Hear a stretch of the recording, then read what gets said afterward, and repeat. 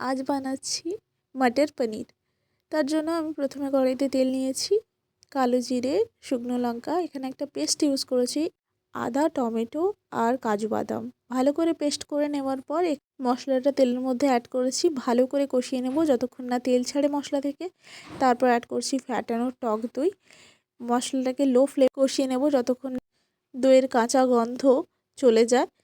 দেখতেই পাচ্ছ মশলা থেকে তেল ছাড়তে শুরু করছে। এই সময় আগে থেকে ভেজে রাখা মটর পনির আর আলু অ্যাড করছি। এটা আমি আগে থেকেই ভেজে রেখেছিলাম। মশলাটা ভালো করে কষিয়ে নেওয়ার পর এখানে উষ্ণ গরম জল অ্যাড করব, এতে ফ্লেভার খুব ভালো আসে। মশলা আমাদের প্রায় কমপ্লিট হয়ে গেছে কষানো। এরপর অ্যাড করছি আমরা জল। জলটা তোমরাও তোমাদের পরিমাণ মতো ইউজ করতে পারো। গ্রেভি করতে চাইলে হালকা জল দেবে, আর বেশি ঝোল করতে চাইলে একটু বেশি করেই জল দিতে পারো। ঝোলটা ফুটে উঠলে সামান্য গরম মশলা আর ধনেপাতা দিয়ে পরিবেশন করো। Thanks for watching.